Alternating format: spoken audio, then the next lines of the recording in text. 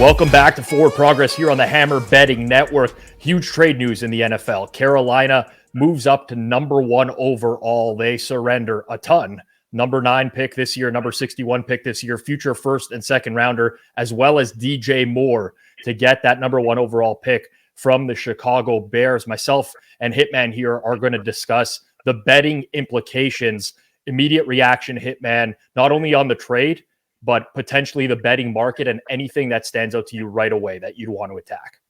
Well, as far as like the draft went, like obviously your first thought is, oh, we're going to bet the first pick. But, it was hard to get down to begin with, like, because a lot of books are pulling stuff. And it's hard to get down on short notice. But there wasn't really anything that really jumped out. Like, I guess it probably eliminated Anthony Richardson, we think. Because I know there's been some quotes from Carolina about like they're not big on pro days, they're bigger on tape. I forgot where I saw that tweet, but you would just think that Richardson is probably eliminated from it. Maybe we end up eating those words. You never rule it out, but I would think that it probably would benefit C.J. Stroud the most, and also Bryce Young would be my first thought as far as the first pick market goes. I completely agree with you on the Richardson take right away. I think this all but eliminates him from going number 1 overall, because to me, it wouldn't make sense for Carolina to jump all the way up to number 1 and surrender the amount of capital that they did. Like, this to me would be more of a draft day type of trade where they see Young and Stroud go off the board, and it's like, okay, we got to strike now and get our quarterback in Richardson if they really like him. So I do think it's going to come down to Young or Stroud. There's camps, like different camps, that think that either one of these guys could be the guy overall. We saw Carolina's quarterbacks coach basically come out and say they love the tape on Stroud altogether. So that'll be interesting to see it play out. My immediate reaction, though, was not anything to do with the actual draft market. It was, holy geez, this is a really good score for the Bears. Like, as a rebuilding franchise, you have Justin Fields, your franchise quarterback there. They surround themselves with some great draft capital over the course of the next couple of years, but they also get a number 1 wideout in DJ Moore.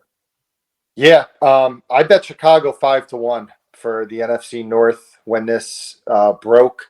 It's funny, I texted Kanish and I texted you, and I was like, yeah, Bears 5-1. You were like, yeah, I'm on board with that, and Kanish said it's garbage. I don't know how much of that has to do with the Lions homerism.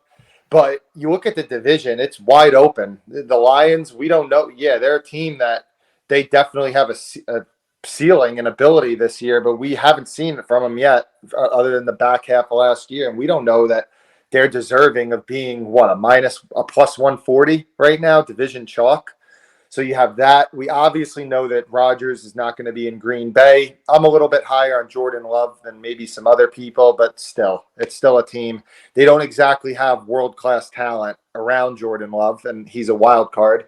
And Minnesota, they're going to lose Dalvin Cook. They're going to lose Adam Thielen, Eric Kendricks, Darius Smith. There are a lot of guys aren't going to be returning from a team that, quite frankly, needs upgrades this year.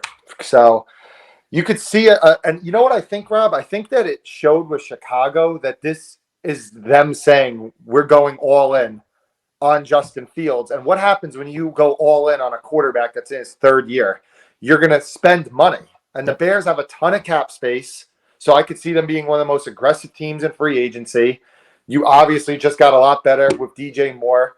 So, and Fields, obviously, if I'm going to bet on Fields, I want to bet on plus money stuff, because his ceiling is so high that it could be like a Jalen Hurts type turnaround for him. He definitely has potential like that. So yeah, I thought Chicago 5-1 was a good bet for the division. So I absolutely love this bet. And honestly, you always want to get the best of the number and typically don't want to chase the number. But I think that this will go down quite a bit over the course of this weekend, essentially coming up here. I cannot see numbers of higher than 4-1 going forward for all the reasons that you just mentioned. But the Bears have the most cap space of any team in the entire league. So they can rebuild in free agency here. They're going to have additional draft capital. And we're talking about like top end draft capital here. It's not like they've just completely moved out of the first round. Like, they're going to have the 9th overall pick in this draft as well. High second round pick where they can get talent that they can plug in immediately. But on top of that, I echo everything you said about the division, right? Like, it's the Lions' division to lose, but the Lions could easily lose it. Like, they're a team that there's still tons of question marks, right? Yeah, they got better last year. They had a better second half of the season. People like Dan Campbell. They still have Jared Goff as their quarterback. Their defense, lots of high ceiling players that they've drafted over the course of the past couple of years, but we haven't seen that defense play all that well. I just look around. I'm like, there's no clear-cut runaway in this division. So I'm fully on board with that bet. We'll close off on this, and listen, I'm just going to put you on the spot. It's not that you necessarily have to bet it, and you probably won't, as you mentioned earlier, but your gut feeling just on the Panthers moving up, draft night, are they drafting Young? Are they drafting Stroud? If you had to make a pick or just give a gut feeling opinion on what you think is going to happen draft night, who do you think it is? Well, just to further talk about what you just said, I'm not betting it. I don't know what I don't know, but I would say CJ Stroud just because of all the McCown. I mean, obviously it's a quarterback coach, so the quarterback coach has like the fourth or fifth strongest voice in that room. You know, it's GM, owner, head coach, offensive coordinator, or whatever. But I don't know. I just think that Stroud would be it, but I wouldn't be surprised. And I know I mentioned earlier that I thought I said that it eliminated Richardson. I'm not going to go that far and have it bite me in the ass, but I think that it definitely increased the odds for Young and Stroud. And gun to head, I'll say Stroud, but I think the best thing to do with this market is that it's probably going to get leaked eventually, because you would have to think that they traded up with one specific player in mind, at least as the front runner for this pick. So you would think that we'll get some more information as time goes on. But also one other thing, Rob, Carolina is going to suck next year. I agree. Paper. So I think NFC South stuff, I mean, if you like the Saints, bet them now. If you like Atlanta, bet them now. I wouldn't bet Tampa because I think they're going to lose a lot of guys in free agency and their odds might come down because they have some cap troubles. So if you do like the Saints or you do like the Falcons as a long shot, I would look to play that now. That's a great call by you. I mean, we touched on the Chicago side of things, but not the NFC South in particular. And I did a video with Suma earlier this week where we were talking about the quarterback signings. I think the Falcons are worth a flyer. I think the likelihood that they're going to end up with Lamar Jackson is still quite high. They're the team that, to me, makes the most sense. Now, you could just wait on that news and try to get down really quickly if it happens, but you have to be available at all times, essentially, and be able to react to that quickly. So if you're not in a position to do that, I don't hate a flyer on them. Obviously, there's going to be more movement on the Saints here to win the division. That's just common sense with Carolina. I don't want to say being a throwaway year. It's the NFL. Anything can happen. But it seems like it will most likely be a throwaway year for Frank Reich and the Carolina Panthers. And also, I think this impacts the NFL Coach of the Year market as well, where Frank Reich was pretty high. And I think he's probably justified in that price anymore. I still like Sean Payton a lot in that market, considering I think you just got to get Denver to a 500 or better team and make the playoffs, which is easily doable with that roster. Yeah, not a market I've paid a ton of attention to. The only thing with Sean Payton, I know Dable didn't win the division last year, but typically a lot of the division winners typically win that award. But it's just such a tough road for them with being the clear third team in that division, I'd say, or in a debate with the Raiders, depending who they get at quarterback.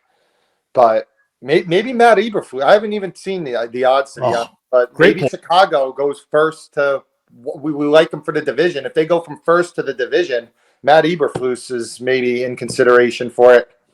He's pretty widely available right now at 13-1 or better.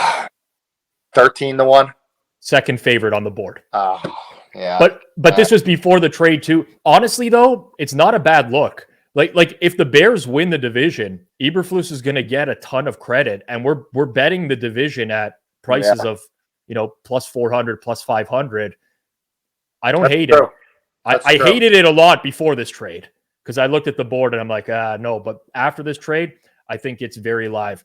Appreciate you joining me, Hitman. For everyone here on Forward Progress, If you like the video, make sure to smash that like button. If you want more of this stuff, we will be reacting live as trades happen up till the NFL draft. We'll have a lot of NFL draft coverage. So make sure you're subscribed to Forward Progress here on the Hammer Betting Network. We'll catch everyone next time.